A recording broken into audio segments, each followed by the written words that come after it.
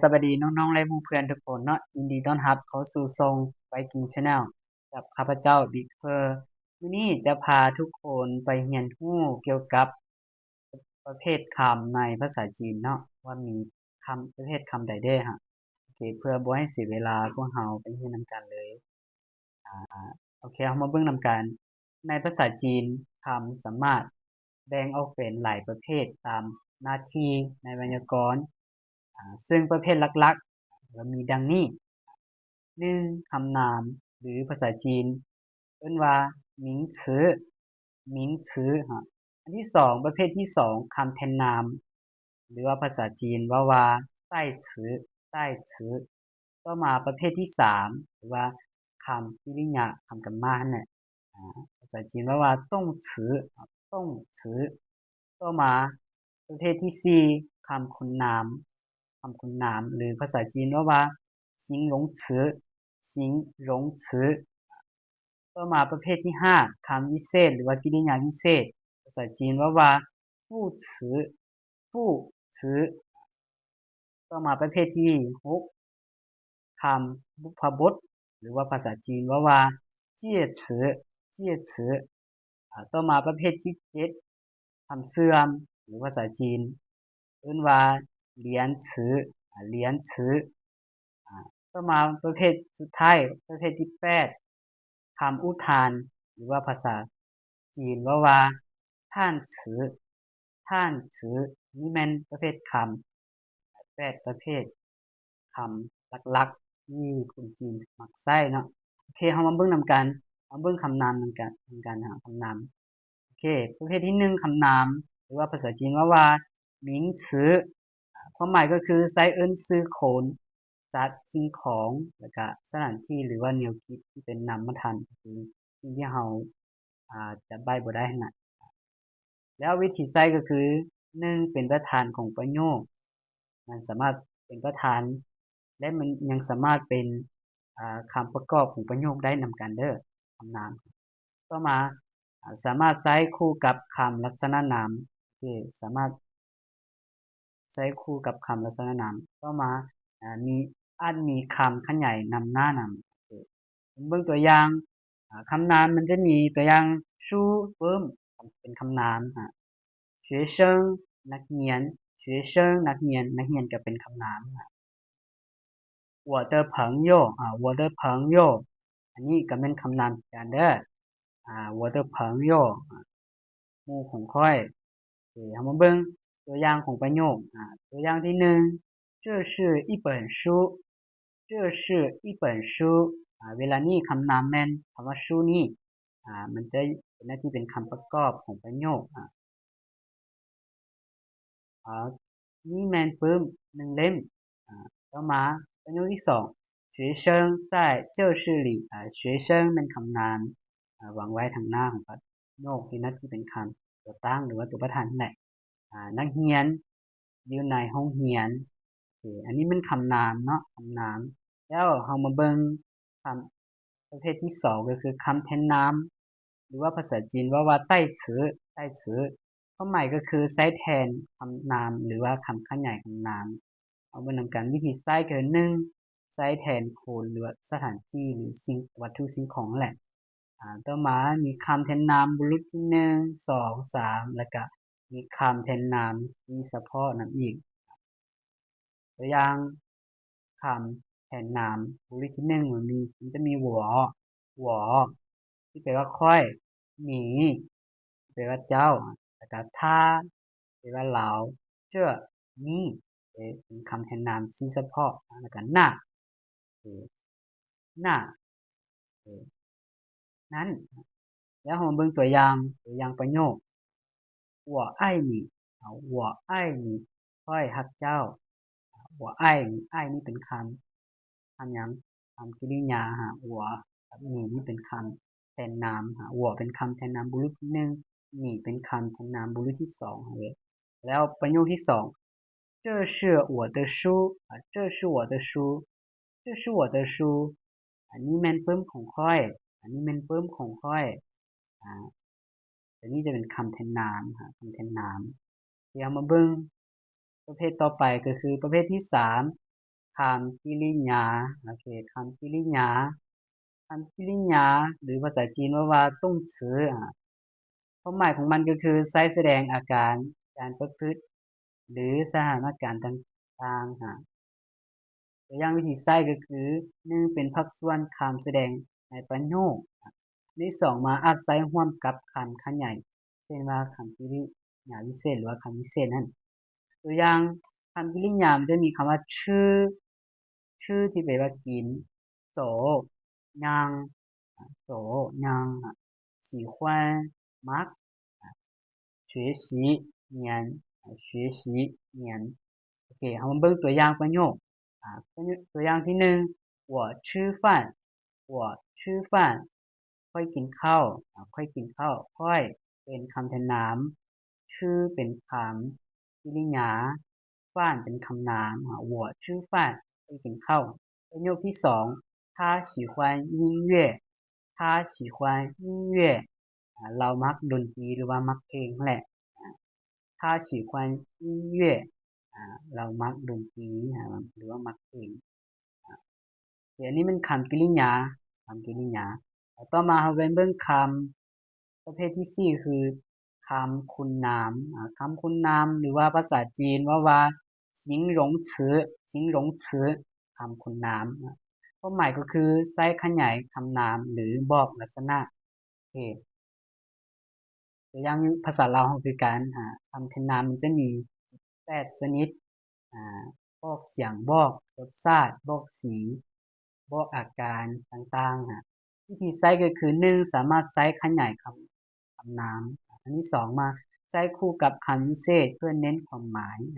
เอามาเบิ่งตัวอย่างตัวนี้คำคุณนามต้าที่แปลว่าใหญ่ต้าใหญ่เป็นคำคุณนามต่อมา小น้อย小ต่อมา漂亮漂亮งามต่อมา快ไว้ที่จริงมันมีหลายๆคำแต่ว่านี่จะยกมาเพียงแต่4คำนี้ที่เป็นคำคุณนามคำคุณนามที่จริงมันมีหลายอย่างที่ว่าเหยาวสั้นเป็นอย่างหลายๆสูงต่ำอย่างก็แม่นหมดแล้วเรามาเบิ่งตัวอย่างประโยคประโยคที่1这本书很大这本书很大แปลว่าเพิ่มเล่มนี้ใหญ่หลายหรือว่าเพิ่มหัวนี้ใหญ่หลายประโยคที่2她很漂亮她很漂亮เรางามหลายหมายถึงเราผู้หญิงงามหลาย她很漂亮เรางามหลายอันนี้เป็นคำคุณนามคำคุณนามต่อมาประเภทที่5คำวิเศษหรือว่าคำกริยาวิเศษที่ภาษาจีนว่าฟู่ซือฟู่ซือเรามาเบิ่งนำกันความหมายก็คือใช้ขยายคำกริยาคำคุณนามหรือคำวิเศษอื่นๆเรามาเบิ่งวิธีการใช้ก็คือมักอยู่นำหน้าคำที่ขยายนำหน้าคำที่ขยายแนวใดเรามาเบิ่งเด้อตัวอย่างคำที่เป็นคำวิเศษมันจะมีคำว่าเขินที่แปลว่าหลาย非常หลายที่สุด已经แปลว่าแล้วแต่คำว่าผู้แปลว่าบ่เอามาเบิ่งนำกันตัวอย่างประโยค我已经吃饭了我已经吃饭了ข้อยกินข้าวแล้ว我已经吃饭了已经已经已经มันจะเป็นคำใช้เวลานี้已经จะใช้ขยายคำกริยา已经ชื่อเพราะว่าชื่อนี่เป็นคำกริยาแล้ว已经ชื่อมันจะขยายคำกริยา饭了ค่อยกินข้าวแล้วต่อมา他跑得很快他跑得很快很快เวลานี้เขินควายควายแปลว่าไวแล้วเขินแปลว่าหลายวายหลายก็คือเราเล่นวายหลายเวลานี้ถ้าใหญ่ว่าเราเล่นนั่นเล่นเป็นอะไรเล่นวายหลายนี่มันคำวิเศษคำวิเศษหรือว่ากริยาวิเศษโอเคเรามาเบิ่งตัวต่อไปคำประเภทที่6ก็คือคำบุพบทหรือว่าภาษาจีนว่าเจี้ยฉือเจี้ยฉือความหมายก็คือใช้เสื่อมคำกริยาหรือคำนามเพื่อบอกความสัมพันธ์แนวใดเรามาเบิ่งนำกันวิธีใช้ก็คือมักใช้อยู่หน้าคำนามหรือคำแทนนาม อยู่ต่อหน้าของคำนามหรือว่าคำแทนนามเอามาเบิ่งตัวอย่างอยู่นี้คำบุพบทมันจะมีคำว่าใต้ที่แปลว่าอยู่หรือว่าที่ของจ้าแล้วก็ตุ้ยเวลานี้จำบทแปลว่าถึกแล้วตุ้ยตัวนี้มันจะแปลว่าต่อหรือว่ากับเอามาเบิ่งตัวอย่างประโยค我在学校我在学校快อยู่โรงเรียน我在学校快อยู่โรงเรียนต่อมา他对我很好他对我很好เราดีกับค่อยหลายหรือว่าเราดีต่อค่อยหลายตัวนี้จะเป็นคำบุพบทคำบุพบทต่อมาประเภทที่เจ็ดคำเสื่อมหรือว่าภาษาจีนว่าเลียนชื้อเลียนชื้อมาเบิ่งความหมายของมันก็คือใช้เสื่อมคำวลีหรือประโยคก็คือคล้ายๆกับภาษาลาวนั่นแหละตัวอย่างคำที่เป็นคำเสื่อมอยู่นี้มีคำว่าเขอที่แปลว่าเละยิ่งเว่ยเพราะว่าแล้วก็ยังมีคำว่าสวยหยีที่แปลว่าดังนั้นแต่ว่ายิ่งเว่ยสวยหยีมันจะไปนำกันในประโยคมันจะไปนำกันตลอดโอเคเรามาเบิ่งตัวอย่างประโยคนำกันตัวอย่างประโยคที่หนึ่ง我喜欢猫和狗我喜欢猫和狗ข้อยมักแมวและหมาประโยคที่สอง因为下雨所以我没去公园因为下雨所以我没去公园เพราะว่าฝนตกดังนั้นข้อยจึงบ่ไปสวนสาธารณะ公园ตัวนี้เป็นสวนสาธารณะ因为所以มันจะไปนำกันตลอดเด้อโอเคอันนี้มันคำเสื่อมแล้วเรามาเบิ่งประเภทสุดท้ายประเภทที่แปดคำอุทานคำอุทานหรือว่าภาษาจีนว่าท่านซื้อท่านซื้อเอาความหมายก็คือใช้แสดงความรู้สึกหรืออารมณ์แสดงความรู้สึกหรืออารมณ์วิธีใช้ก็คือส่วนหลายใช้อยู่หน้าประโยคหรือว่าเป็นคำอื่นเท่านั้นโอเคมาเบิ่งนำกันตัวอย่างคำที่เป็นคำอุทานมันจะมีคำว่าอ้ายาหรือว่าอ้ายาไพ่ไพ่หรือว่าเฮ้นั้นยังมีคำว่าว่าหรือว่าว้าวว่าว้าวเวลาที่เราว้าวนะว่าว้าวงามแท้อ้ายาค่อยลืมแล้วแบบนี้นะเฮ้ยจงเบิ่งแม่แบบนั้นนะตัวเรามาเบิ่งตัวอย่างประโยค哎呀，我忘了带钥匙哎呀，我忘了带钥匙แปลว่าไอ้ยาค่อยลืมเอากระเจมาไปฮอดแล้วลืมเอากระเจแปลว่าไอ้ยาลืมเอามาแบบนี้นะเนาะภาษาเราก็มีคือกันอันนี้เป็นคำอุทานหรือว่าภาษาเราก็มีคำว่าฟ้าเอ้ย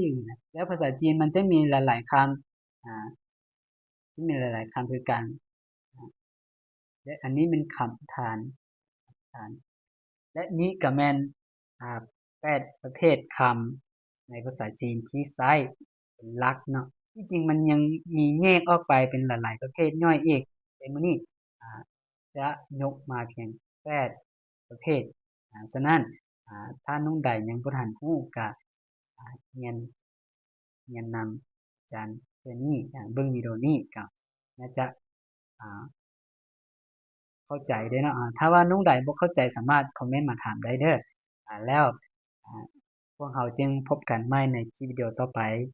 สำหรับคลิปวิดีโอนี้ก็จะสิ้นสุดลงเพียงเท่านี้เนาะถ้าน้องๆฟังวิดีโอนี้ก็อย่าลืมกดไลค์กดแชร์หรือว่าน้องใดยังบ่ทันกดติดตามก็อย่าลืมกดติดตามเพื่อเป็นกำลังใจให้เด้อแล้วพวกเราพบกันใหม่ในคลิปวิดีโอต่อไปให้เชื่อว่าทุกคนเรียนได้ตั้งใจเรียนลงมือตั้งใจเรียนเด้อแล้วพวกเราพบกันใหม่好大家再见